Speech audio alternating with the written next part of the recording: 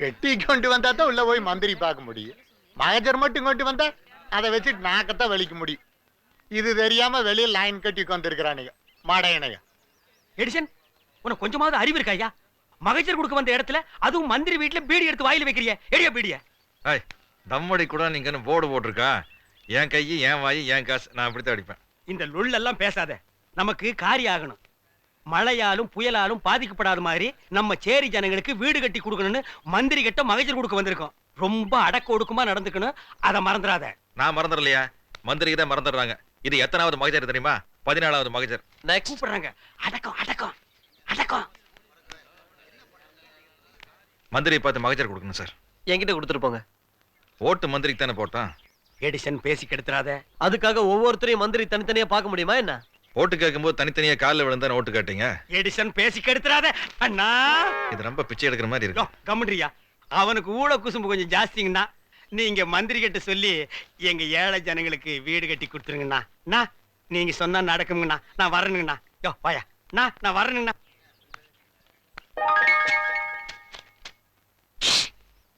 6 கோடிக்கு முடிச்சிடணும். ஆமாண்ணா.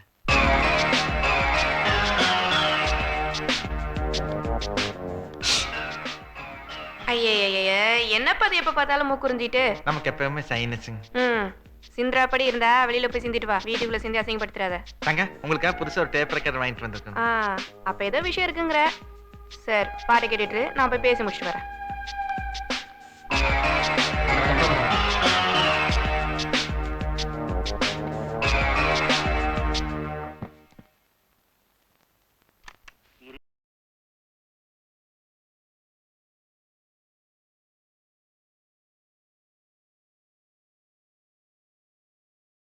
ஏய், பாஸ் ஃபார்வர்ட் பண்ணுப்பா.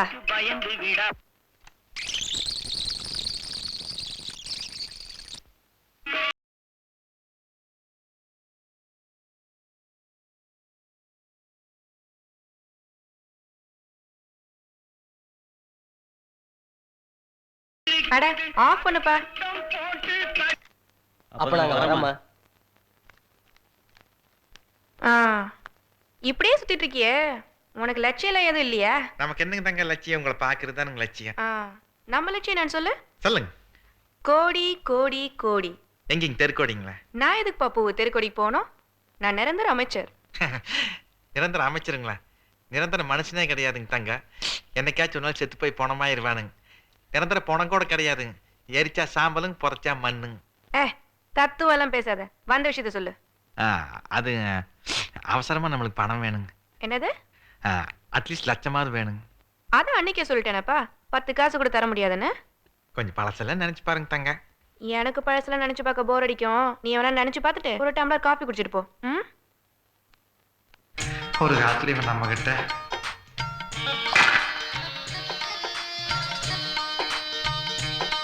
தெய்வமே தெய்வமே, பூங்கிறவங்க பேருக்கு தகுந்த ஆப்ல உங்க காலம் பூ மாதிரியே இருக்கு. காலம் கீழ் காக்கா பிடிக்கூடாதுன்னு சொல்லிக்கணும்ல. என்னடி மேல என்னடி வேணும்? தெய்வமே, வரப்போற இடைத்தேர்தல்ல குப்புசாமி என்கிட்ட சொல்லி எனக்கு ஒரு சீட் வாங்கி கொடுங்க. இந்த இடைத்தேர்தல்ல நான் நிக்கிறேங்க. இடைத்தேர்தல் இடைத்தேர்தல் இடையில் ஒரு தேர்தல். முதல்ல இந்த இடைத்தேர்தல் நான் நிக்கிறேன். அதுக்கப்புறம் அந்த இடைத்தேர்தல் நீ நிக்கிறது பத்தி குப்சாமி எனக்கு பேசுவான்.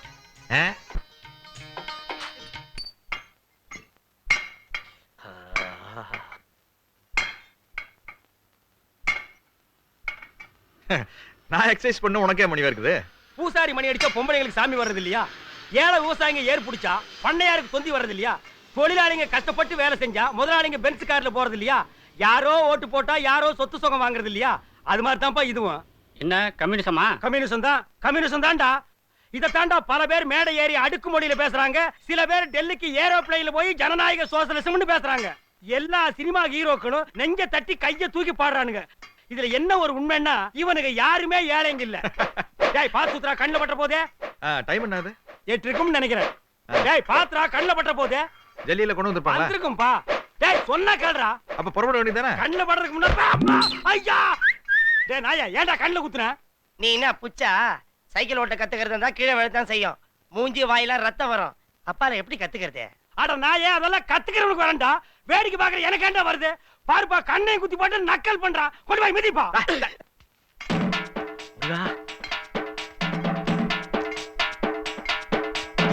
ஐயோ, சும்மா இருந்தே புண்ணு ஆரவணமா ஏடா புண்ணார வேண்டாம் மண்ணார வேண்டாம்ட்டு போடா. சார். என்ன ஏய் கமீன்.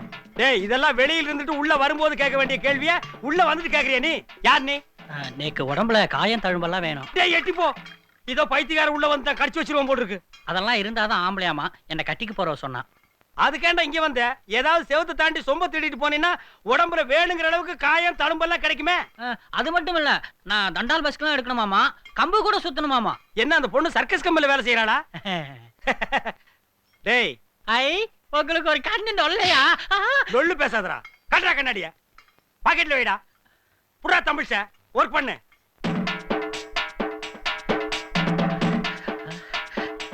ஈஸியா இருக்கிறது, வெயிட்டே இல்ல. வாங்கினா தாண்டா வெயிட்டே தெரியும்.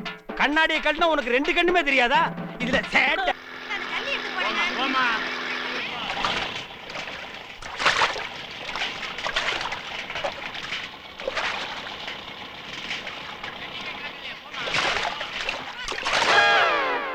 உனக்கு அறிவு இருக்காயா? யாருக்கு தெரியும்? ஏன் என் மேல தண்ணி ஊத்துன? ரோடு ரோலருக்கு உனக்கு வித்தியாசமே தெரியலமா. மேல ஊத்திட்டேன். அடேங்கப்பா, எந்த கடையிலே நீ அரிசி வாங்குன?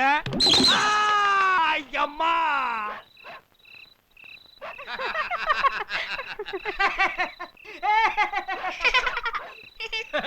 ஏன்டா சிரிக்கிறீங்க? எனக்கு 2 கண்ணு தெரியாம இருக்கிறது எவ்வளவு ஜாலியா இருக்கு தெரியுமா? நாட்டுல நடக்கிற கன்றாவி கட்ட விட்டெல்லாம் பார்க்க வேண்டியது இல்லையே. எனக்கு என்னமோ குருடனா இருக்கிறது ரொம்ப பிடிச்சிருக்கு எடிசன். நான் தெரியாம தான் கேட்கிறேன். ஆக்ராவில் இருக்கிற தாஜ்மஹாலை விலைக்கு வாங்கி அதுக்குள்ள குடியிருக்கும் போது கண்ணு போனா ஃபீல் பண்ணலாம். இல்ல ஊட்டியில 1000 ஏக்கர் எஸ்டேட் இருந்து அதை பார்க்க முடியாம கண்ணு போனா ஃபீல் பண்ணலாம். இல்ல வாழ்க்கையில ஒரு மீனா மாதிரியோ ரோஜா மாதிரியோ உலக அழகி ஐஸ்வர்யா மாதிரியோ ஒருத்தி பொண்டாட்டியா இருந்து அப்ப கண்ணு போனா இவங்களை எல்லாம் பார்க்க முடியாம போச்சேன்னு ஃபீல் பண்ணலாம். That is reason. ஏண்டா டேய், இந்த ஒன்றையனா குடிசையில குடியிருந்துட்டு இவனுக்கு எல்லாம் பொண்டாட்டியா இருக்கும் போது இந்த கண்ணு இருந்தா என்ன போனா என்ன? எக்ஸ்கியூஸ் மீ, ஆக்சுவலா என்ன இது? செத்து போன மானோட கொம்பு சாமி இது. மணி வரப்பல ஏதாவது எக்ஸசைஸ் பண்ற மாதிரி நடி சாமி. ராம் ராம் ஹரே ராம். டேய் நிறுத்துடா. என்னடா இது? பஸ்கிங்கண்ணா. என்ன பஸ்கி? மார்கழி மாசம் பஜனை கோஷ்டில சப்ளா கட்டை அடிக்கிற மாதிரி அடிக்கிற? அப்படி சொல்லப்படா. பின்ன சப்ளா கட்டைய பலா கட்டைன்னு சொல்லுவாங்களா? 1000 தான் இருந்தாலும் நீங்க குரு, நான் சிஷ்யன். நீங்க ஒரு தடவை எப்படின்னு சொல்லி பண்ணேன்னா அப்படியே புடிச்சுட்டு பண்ணிடுவேன். உழைக்கிற புள்ள தொழில் கத்துக்கிற முறை. டேய் போட. மரியாதை தெரியாத பையன். நேத்துக்கு வந்த பையன் எவ்வளவு மரியாதை நடந்துக்கிறான் பாரு. டேய் சொல்லுங்க. பஸ்கிங்கிறது குதிங்கால்ல போடுற அளவுக்கு உட்கார்ந்து எந்திரிக்கணும். சரி அண்ணன் என்ன பாரு, நான் செய்யறேன் அது மாதிரி செய். என்ன பாரு, கால 2 நல்லா விரிச்சு வச்சுக்கிட்டு இப்படி கை 2 மேல தூக்கிற வச்சுக்கிட்டீன்னு உட்கார்ற. ஐயோ அம்மா.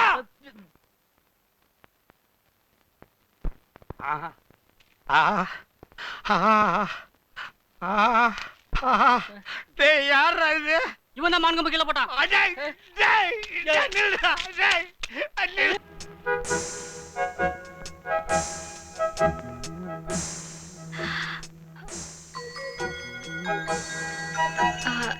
நேக்கு இதெல்லாம் கத்துக்கணும்னு ஆசையா இருக்கு. கம்பு சுத்துறது கஷ்டமா? அது அது கம்பு சுத்தலாங்க, அது ஒன்றும் கஷ்டம் இல்லை. நான் கொடுக்குறேன். அவ்வளோதான். ஐயோ, சின்ன வயசுல நான் ஸ்கூல்ல எழுதுறச்ச டீச்சர் என் கையை பிடிச்சு சொல்லி கொடுத்தா. வீட்டுல கோலம் போடுறச்ச அம்மா என் கையை பிடிச்சு கத்து கொடுத்தா. அதே மாதிரி தான் நீங்களும். உங்களுக்கு ஒன்னும் மனசுல விகல்பம் இல்லையே? அதெல்லாம் ஒண்ணும் இல்லைங்க. ஹை உடம்பார் ரீலு. அவனுக்கு கிடக்குறாங்க. அது பின்னாடி இருந்து இப்படி கொஞ்சம் திரும்புங்க.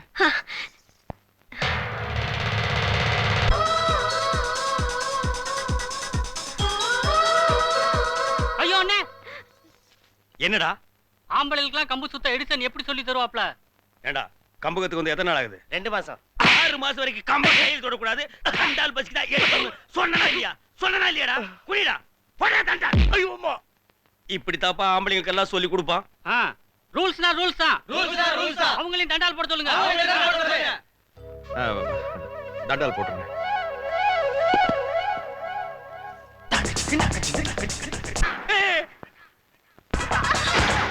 ஆஹா, நம்ம ஜிம்மு புண்ணிய பூமி ஆகிருச்சுப்பா.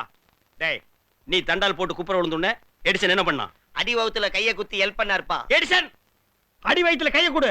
ஆமா ரூல்ஸ்னா ரூல்ஸ் தான். முதல்ல கைய தொட்டான், அப்புறம் அடி வயித்துக்குள்ள கைய விட்டான், அப்புறம் ஏதோ டக்கால்ட்டி பண்ணி நெஞ்ச தொட்டான். இனிமே ஜிம்கானா தாண்டா.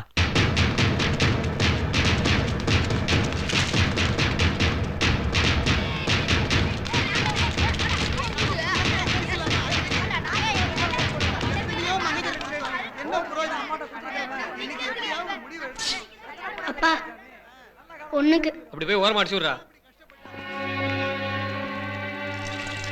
டேய் நிறுத்துடா.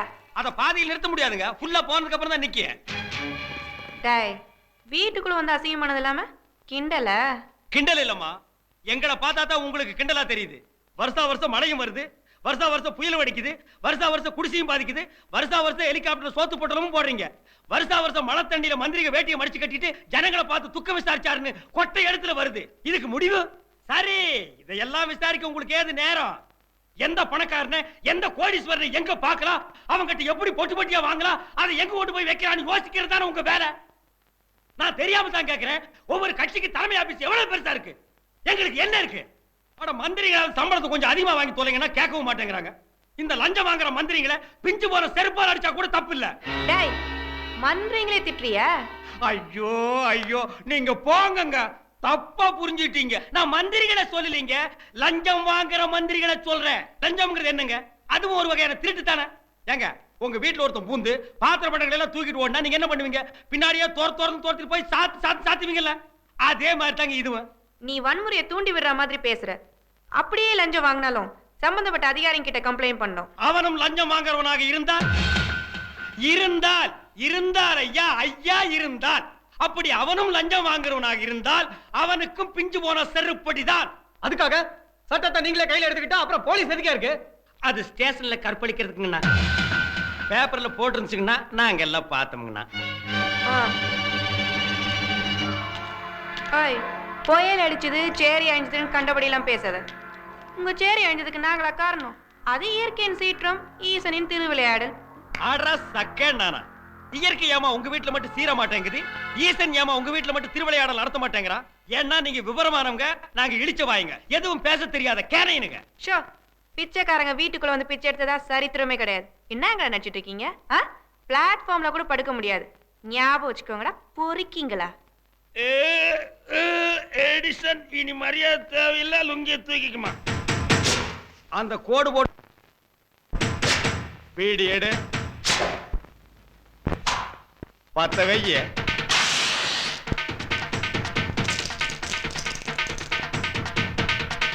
ஊதுப்பா மூஞ்சில.